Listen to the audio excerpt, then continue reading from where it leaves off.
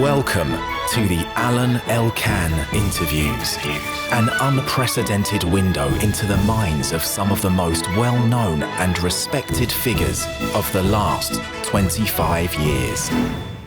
Today we have as our guest Robert Verkaik. In Dutch we'll say Verkaik because you are of Dutch origin, right? That's clear in your book. Your book is very much into the Dutch world. And the book that you recently published, The Traitor of Arnhem, is a very interesting story about what happened in Arnhem at the end of the Second World War, right? Can you please, before we talk about the plot of the book, as you did in an introduction, what happened? Is it correct to say Arnhem? I think we say Arnhem, but I think the Dutch probably Arnhem. Arnhem. Yes. What happened in Arnhem? So Arnhem. Why you were involved in this? So we're going back to September 1944, sort of a few months after D-Day, when the Allies were in commanding position, because having been bogged down on the beaches of Normandy and then in the Bocage, they broke out and they looked like the Germans were on the run. And it became apparent that a swift, very ambitious air landing, supported by tanks, might catch the Germans by surprise, capture the key bridges over the Rhine, end the war by Christmas. Because Arnhem is in Holland, right?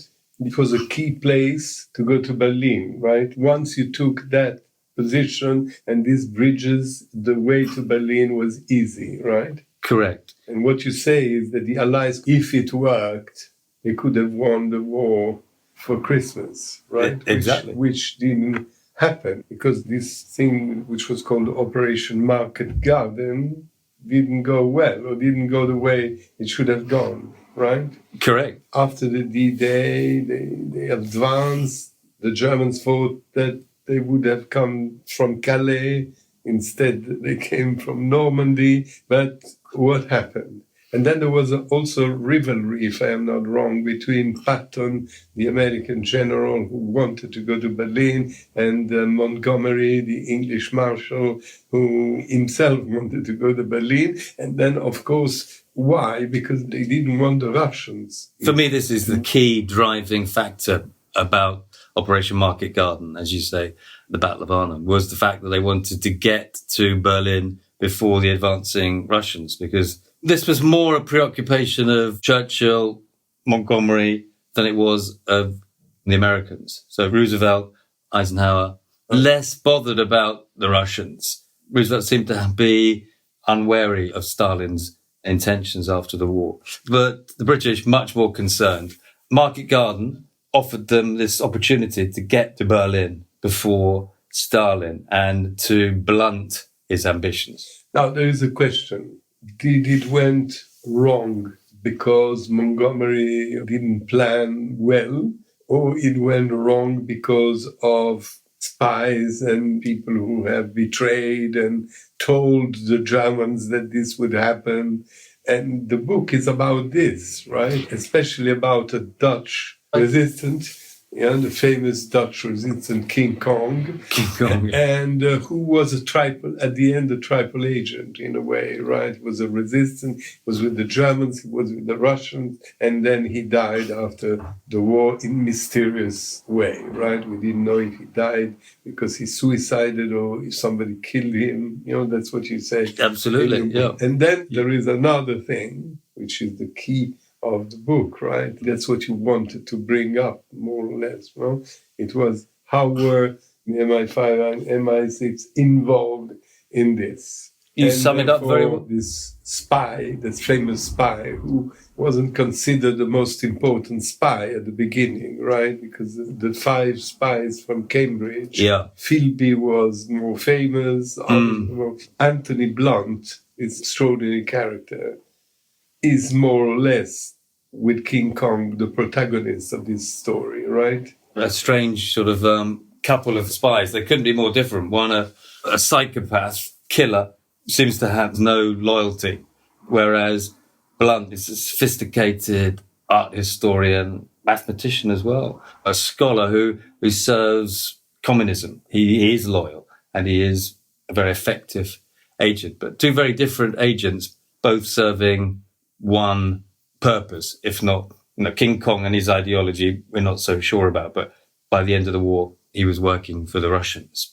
But newspapers or other people said that in your book, all this is about this fake character of Josephine, right? Yeah. Josephine, who was the spy, who probably has been the one who, with King Kong in two different ways, has advised the Germans about what was the Operation Market Garden, right? Correct. There were two significant leaks about Operation Market Garden. One was King Kong, Christian Lindemans, the Dutch resistance fighter who crossed the lines just before the battle started and told the Germans what the British Americans were planning about the 40,000 paratroopers, about the Sherman tanks, the 450 British guns. And then there was a second leak from a mysterious agent called Agent Josephine, which purportedly she was operating from London, sent her secret messages to German agent in Stockholm, who sent them to Berlin on the day of the battle. Actually received them the day late. Well, on the day of the battle. I'd say that's quite critical because the Germans were in a state of disarray. They didn't know what the British and Americans' intentions were. I mean, they may have guessed it was the British, but this intelligence arrived at 3:00 on September the 17th, while the Germans were deciding what to make of Market Garden. There were paratroopers dropping all over the place. There was even talk about a sea landing.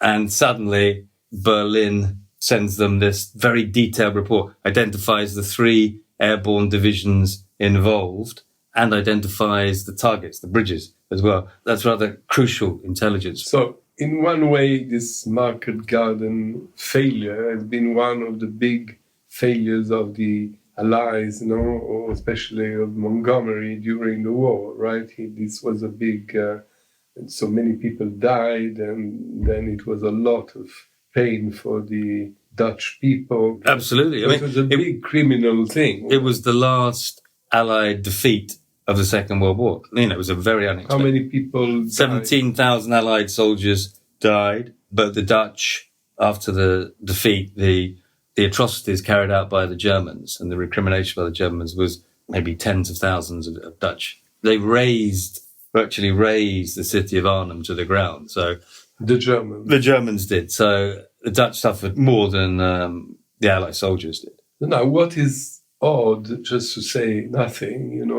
and that you bring up in your book, is that Anthony Blunt, he had a very important job in the M5, right? What was his job at the time? I mean, he was close to the Prime Minister, Churchill. He was already close to the royal family. More after the war, his associations with the royal family, I think. But still, he had an important role in the M5, right? Yeah. He was recruited in 1940 by MI5. Why was he recruited?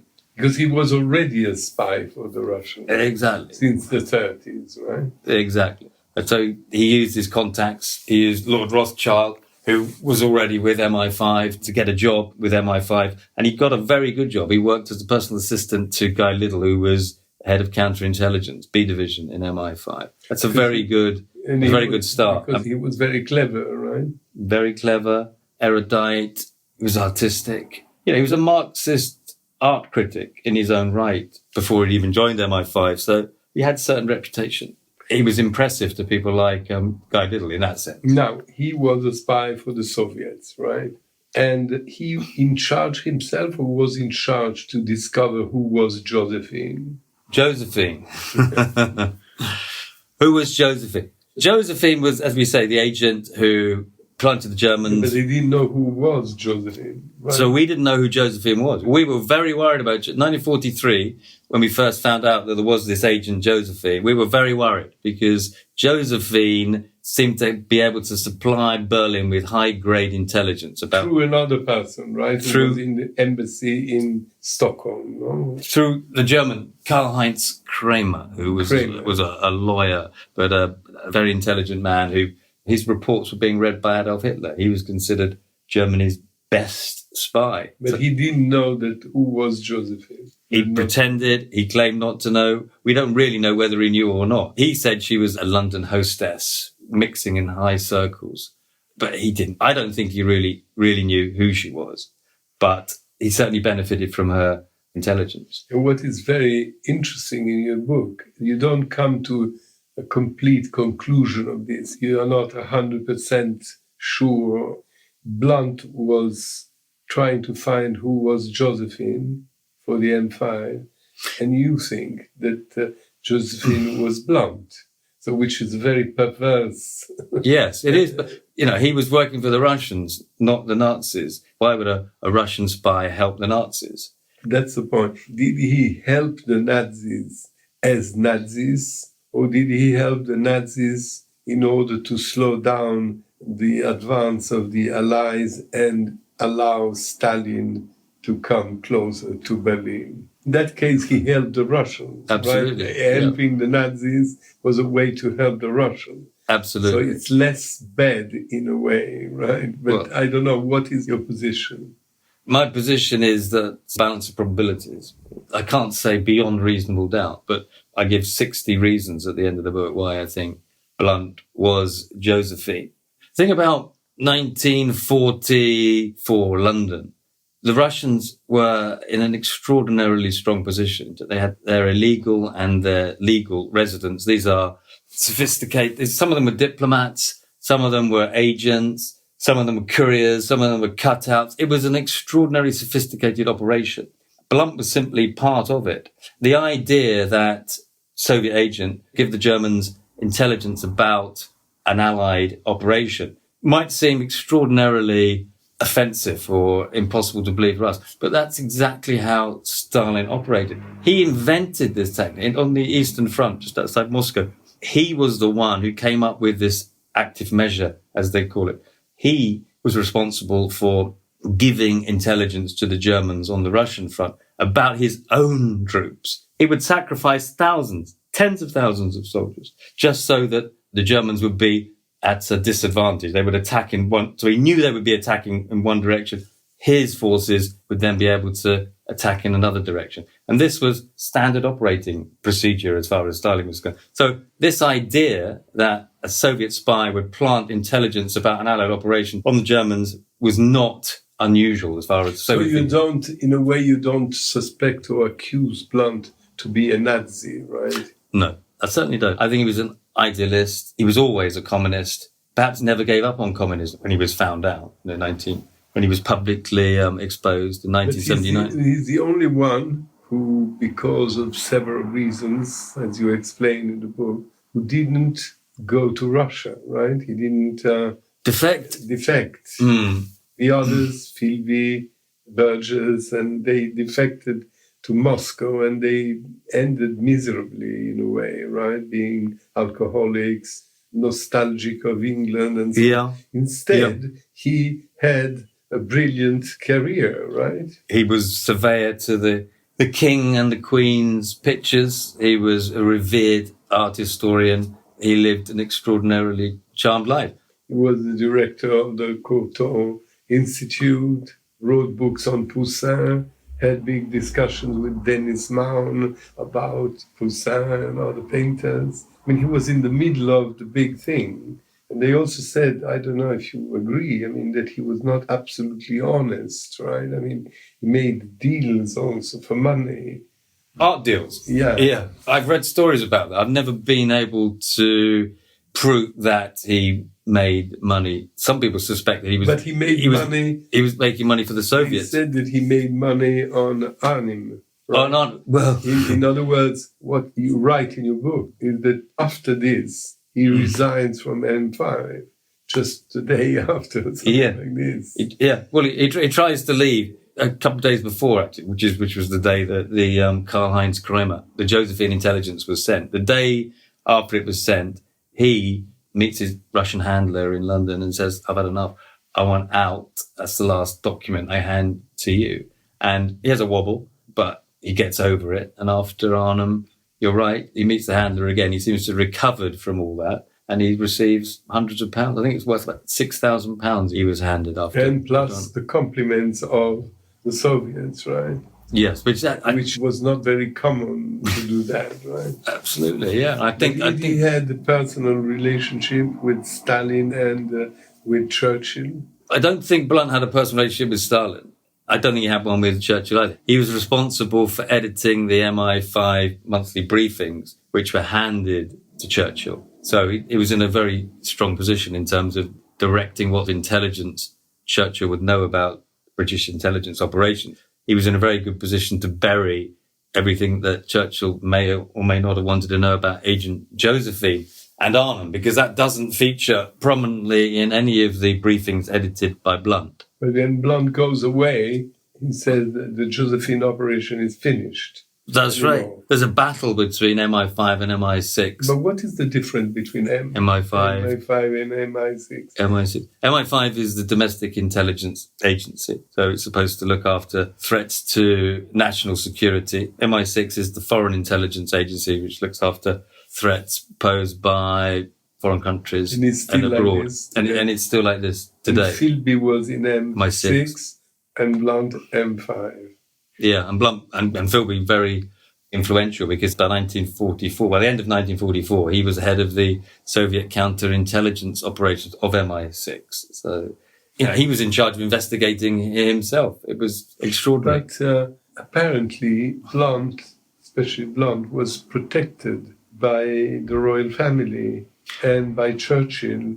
But still, in this just after the war in 45, when he resigns, right? Yeah. Then in 64 or around the 60s, he starts avoiding that he was a spy for the Soviets, right? I mean, people knew that. Yeah, when Maclean until the late 70s. Yeah, he was with the royal household until 79, when he was publicly exposed by Margaret Thatcher. But he was under suspicion during 1950s and 60s, and he did a deal with the British government. He admitted 1960s, his treachery. Well, he admitted, he gave as much or as little information as he could get away with. And in return, he was offered immunity from prosecution. So they weren't able to prosecute it for his treachery. But you remember the climate, 1960s, we were talking about the height of the Cold War. What he knew about the Russian operation would have been, extremely still important to MI5 and MI6. So it was important that they were able to do a deal with him, because there were ongoing investigations that he would have known something about. He stopped being a spy after 1945? For the Russians? I don't think so. He was instrumental in helping Burgess and Maclean defect in 1951. And he was around for Philby's defection a few years later in Beirut. He was always in the right place at the right time. One of your notes, he was the kingmaker. He seemed to be gregarious, not so important, but in reality, your idea is that he was the boss. I think he had a more prominent role in the Cambridge Five. And again, I don't think there were 5. I think there were 7, 8, 9, 10. We've only found out now there are 2 more Cambridge spies. And it suits the Prussians and the British security services to believe, or let the public believe, there were only 5 spies. But it's quite clear that there were more than 5 spies. And Blunt was, as you say, one of them, but one of the shrewdest, and he was a manipulator. But he said that he helped the Russians just because they were allied to the British and the Americans in the war, right? So in a way, he was not betraying; he was just helping allies. That's what That's always been his as an excuse. Yeah, that's always been his self-serving, very convenient position, which sort of makes no reference or mention of the fact that in 1940 he was... they knew that he was a spy, they let him go on in his jobs.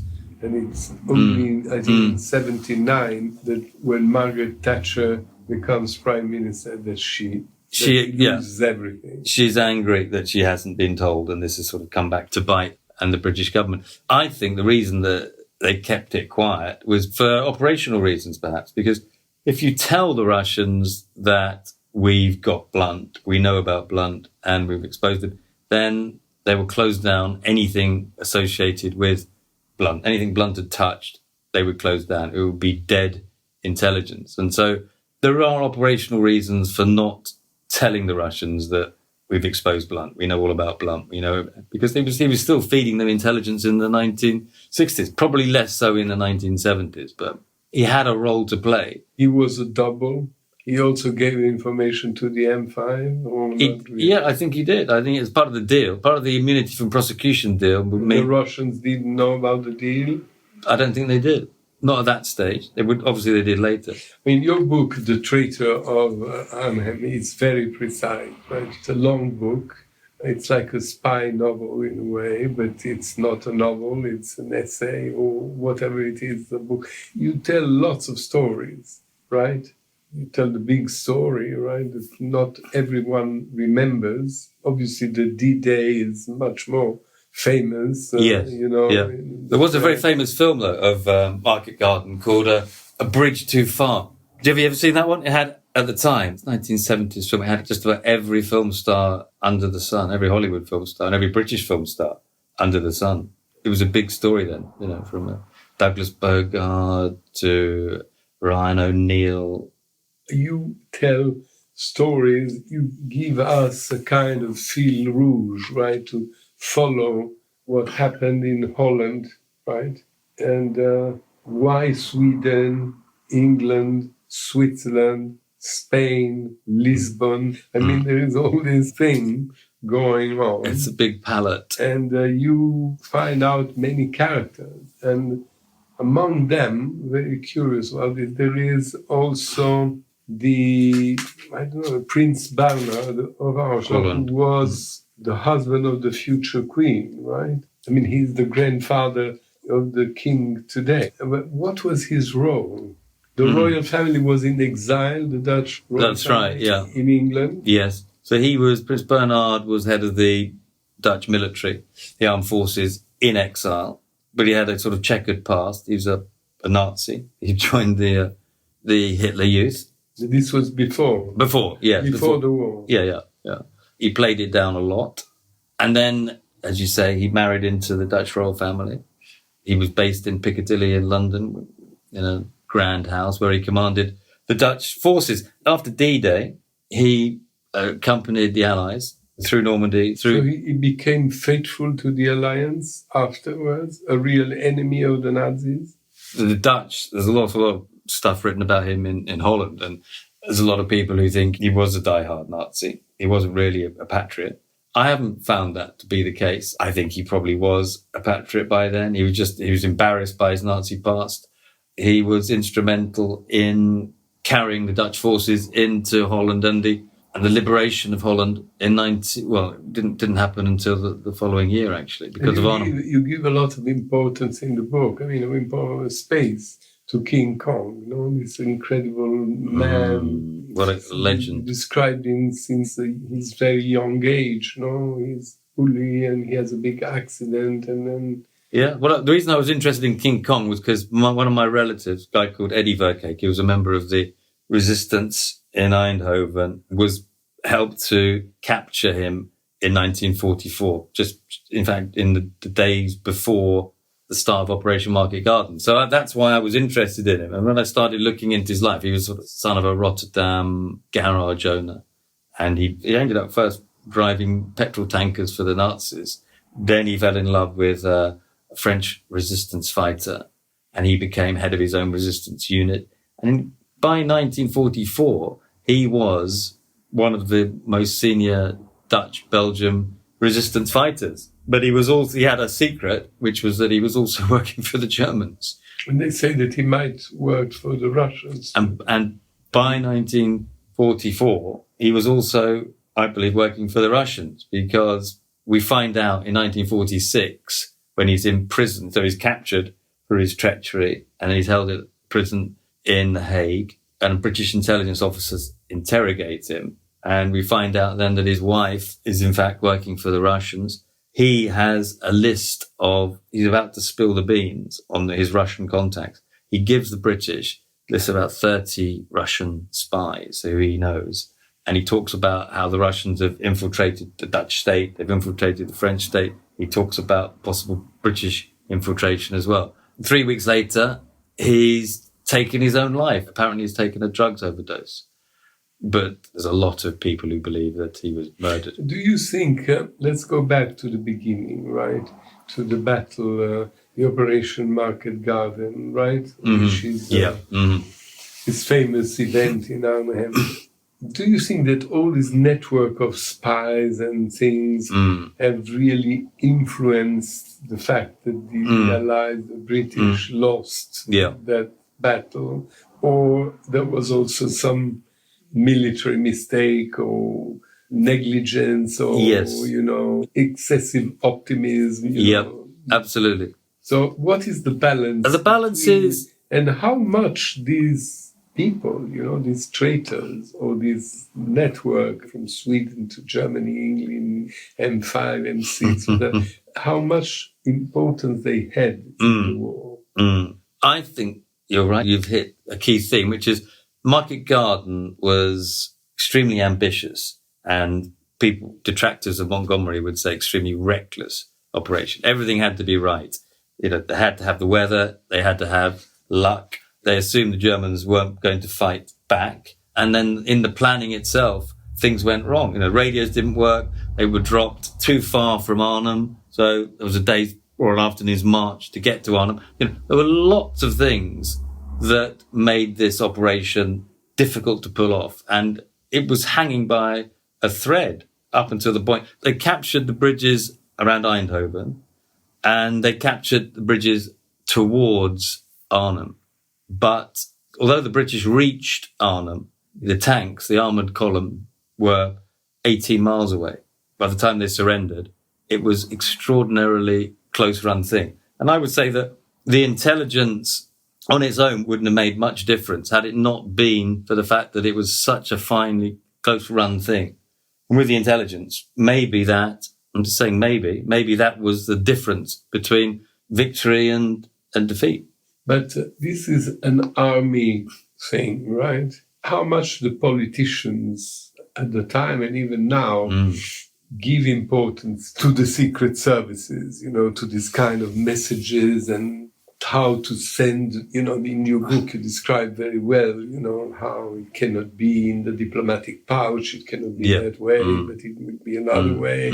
I mean, this underground world, it is very important in cinema. It's very important in novels. It's fascinating for readers, even for newspapers. But how important it is, all that? Well, let's talk about something where it's been unquestionably important, critical, and that's D-Day, Operation Overlord, and the deception plan, Agent Garbo, and all the other controlled agents who the Germans thought were working for them, who were really working for us. Also, Josephine was working on that. Josephine appeared to be working for us at one point by copying all the deception plans that we... sending to the Russians. Yes. So D-Day, obviously that was extraordinarily important intelligence operation that allowed us to persuade the German military that we were going to, as you said before... Calais. Yeah. Instead of Normandy. Yes. And some of the other intelligence operations, well, something like Market Garden, we may never know. How long does it take to write a book like this? How much research you have to do? Years. Yeah. This took me about 3 years to put it all together. This book was led by the archive. So when I first started writing the book, I didn't know anything about Anthony Blunt. I didn't know that he would be in the book. My book was about the King Kong, Christian Lindemans, the traitor of Arnhem. It was only later on when some of the archives, which kept in our National Archives... Did you discover the second traitor? Yeah, it suddenly appeared. Who probably was a much more influential and important person, right? Absolutely. Was at the heart of the British establishment. We knew all our military secrets, was in a position to make a big difference. He suddenly kept appearing in the MI5 memos, in the interrogation of Karl-Heinz Kramer, who was supposed to be running this Agent Josephine. Blunt was the officer who kept telling MI5 that Josephine didn't really exist. The word Josephine was a made-up agent by Karl-Heinz Kramer. MI6 were telling Blunt, no, we think that he or she is working in London. Blunt said, no, made up. Or if it's not made up, then it's the Swedish air attaché. And he had sufficient power. It's quite extraordinary the way you describe precisely all these different moments of that, different conversation, different encounter, different lunches at the Reform Club. Yes. Things like that. All this is true, right? Yeah. In fact, I'm meeting someone who's head of the Crypto Reform Club committee, which, they're very interested in, because Blunt was a member of the Reform Club, you see. And Peter Falk, not Colombo, but Peter Falk, the MI6 agent who met Blunt at the Reform Club, he went into a lot of detail about the meeting with Blunt in his memoir. But apparently, when all this was discovered in the late 70s and Blunt was, let's say, punished from having official titles or jobs, still he had a lot of friends and supporters, right? Because he said he didn't have anything to do with the fact that the Russians have stolen the atomic bomb secrets and all that. He was not denied by his friends. No, he managed to, his friends, especially in the art world, were very loyal to him at the end. And I think they created this idea that he was a persecuted, misguided member of the British intelligence service who ended up working for the Russians for all the, as you say, all the right reasons, which was he was an idealist who'd simply misunderstood what Russia or Stalin was all about. And his private life was quite controversial too, right? I mean, not because he was an homosexual, but many people were, but because he was misguided, somehow. He employed many of his lovers, here and there. Yeah, well, he had one. Jackie Hewitt was a gay man who'd come down from the northeast of Britain. And I think Guy Burgess picked him up first. And then, having been his lover, he was discarded and Blunt picked him up. But Blunt didn't just have him as his lover. He used him as an agent. So he was working with Blunt inside or just outside the Swedish embassy. He used Jackie Hewitt as, a lover and an agent. So that's how total his dedication to his craft, his espionage, was his entire life. You must be very interested in traitors. I mean, you wrote before this a book who was a bestseller called The Traitor of Colditz, right? Yeah. How do you work? I mean, you live in the country and you're a journalist, obviously, but how does it work? I mean, you get obsessed by a particular story? Yeah. I do get obsessed about particular stories, but I think for me, treachery is something I'm very interested in, because I first became interested in treachery when it was during the rise of ISIS in Syria, when British Muslims jihadis were travelling to Syria to fight with ISIS, and I happened to know one of them. Have you heard of him? Called Jihadi John Mohammed Emwazi. He was the one who beheaded British and American victims, but I knew him in London before he went to Syria. So I built a kind of relationship with him, not knowing what he was capable of, not knowing he was the greatest in terms of modern conflict in the Middle East. From a British perspective, he was a terrible traitor, a murderous barbarian. So treachery is something I've always been interested in, but particularly because of the British fighters. And again, you see, the arguments that Blunt was making about his own actions, his own treachery, are the same ones that some of the British jihadis were making about their own action. They were serving the Ummah. They were serving an ultimate Islamic cause, which was beyond country. It was more important to them that they served their God, and it was more important to Blunt that he served communism. Just to get for a moment out of Blunt and this particular story, do you think that it's possible that the Israeli Secret Service didn't know what was going on in Gaza? That's a rabbit hole to go down, isn't it? Question. I mean, as much as the M5 are very famous, right, as secret. Yeah. You think Mossad? Mossad is also very famous. Do you think it was in Israel's interest to let Hamas. They knew that there were 500 kilometers of tunnels. I mean, it's impossible that they didn't know that. It's interesting. It is, it's fascinating because, I mean, my theory is that they didn't actually know very much. They might have known there was a few tunnels, but they didn't know the extent of the tunnel network, and they didn't know the extent. You think they didn't? I don't know. I'm not qualified to really pronounce on it. But my theory is that they become too reliant on signal intelligence, satellite intelligence, sky intelligence, and less reliant on human intelligence. And Mossad have always had good human intelligence, and somehow they dropped the ball on that, and they were too reliant on their sophisticated drones, satellites, whatever else, and they missed this key part of the intelligence picture. I don't know. Would you be interested in digging into that particular world of intelligence, or you stay in the British? I'm much more comfortable with the British secret services. Even the Dutch secret services are difficult to understand unless you... The Dutch? Yeah. I think even the Dutch secret services are difficult to understand unless you're part of their world. As a writer and a journalist, are you well received in your research, or is it difficult to...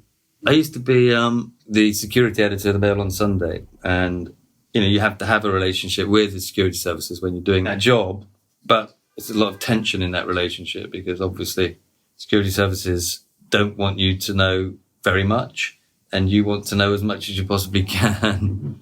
And there has to be a working arrangement between the two. But I've always said that we don't know half, maybe a fraction of what's actually going on in terms of intelligence. We only see the very surface, and we only occasionally... And in the world politics, in the world events, wars and things, that you think that the secret services are very important? I mean, even Putin, the KGB man. I think in Ukraine at the moment, there's an intelligence war going on that we don't know anything about. We'll probably never know what's really going on in terms of the intelligence war.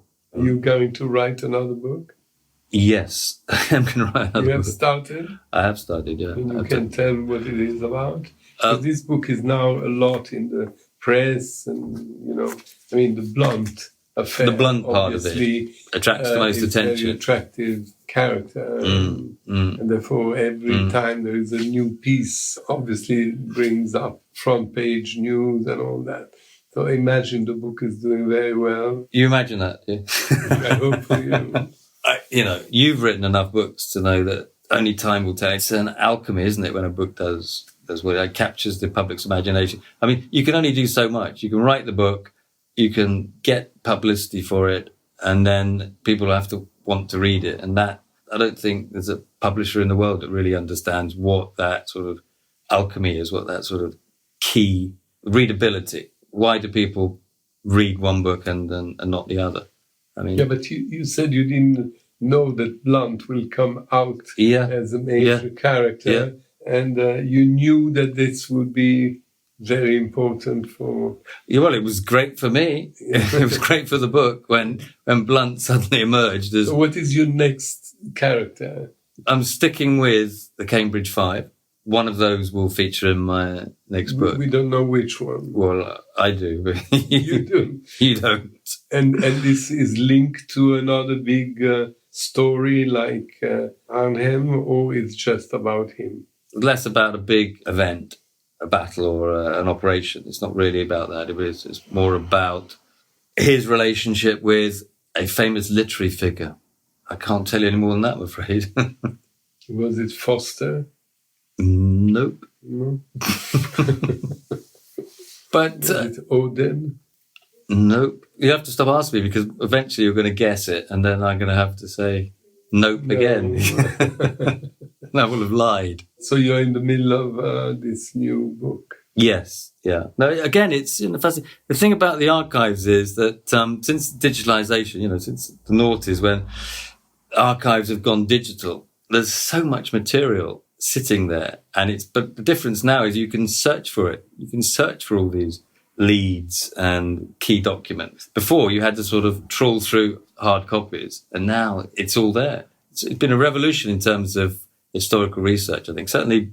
And this book is perceived as an historical book, or what are the historians saying about your book? Well, biographers of Blunt don't particularly like it. They don't? No. Why? Because it paints Blunt as a much more malevolent figure. He has been perceived as a benign character who happened to have made a mistake and backed the wrong horse during the Second World War and suffered for his mistake, whereas I paint him as a much more treacherous character who knew what he was doing and has real blood on his hands. So, that... Yeah, you mean, after all, in this book it comes out that if it were true that he was Josephine, him and too few others together, they are responsible of a tragedy, right? A real tragedy. 17,000 people, the death of Dutch people, and also the fact that the Allies couldn't get Berlin. Yeah, absolutely. But, it has resonance today, because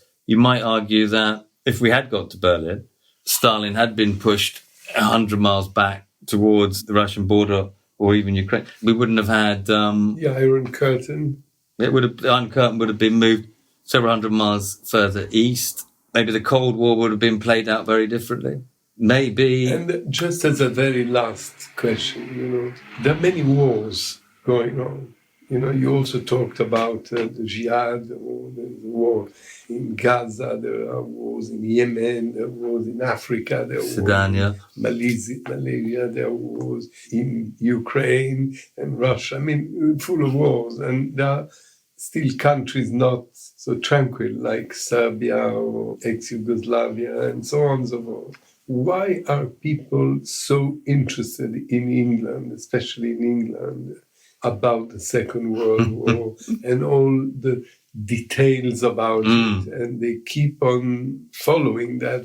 I don't know if the young people do. Maybe yes. I think the Second World War is part of our national psyche in a way. We still define ourselves by the decisions we made and the stand that we took in 1939.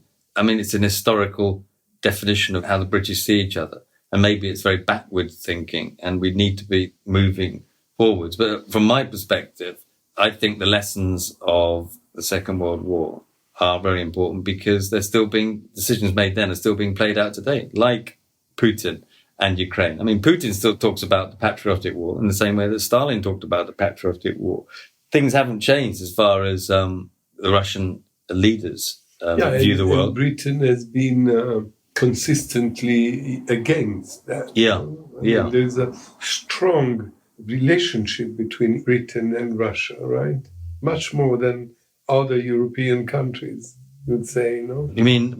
they killed people here. Yes, right, yes. There is an underground. Yeah, there's much great suspicion, antagonism between the two countries. And the appeasement of Stalin was a mistake after the Second World War, and the appeasement of Putin was a mistake after the invasion of Crimea in 2014. So you have an idea what's going to happen over there? I think it's disaster. You think that the Europeans will finally be able, including Britain, because you had Brexit, but nevertheless you consider yourself Europeans somehow. Yeah, I mean, we've been at the forefront of the sort of the bulwark against Putin. But you think that Europe will decide to be able to be independent vis-a-vis the United States? And this big discussion, is Europe able to defend itself by itself? Probably not. I don't think we have the military wherewithal to defend ourselves against a Russian aggressor like Putin. We need the Americans. Tank for tank, warship for warship. We can't match them on the battlefield. But it's a tragedy what's happening in Ukraine. And I think it's beginning of a terrible conflagration in that part of the world, which may suck us all in eventually, because Putin's not going to back down. Europe's not going to back down. Trump might back down, I suppose. I mean, Trump might end up being the peace broker. I could see that happening. Next president. So you see him as next president? Well, I got it wrong before, so I don't... So you don't want to be wrong this time? I want to be prepared this time. Okay, listen, thank you very much for being with me today. And thank you for this very interesting book. Thank you. Alain Elkann interviews.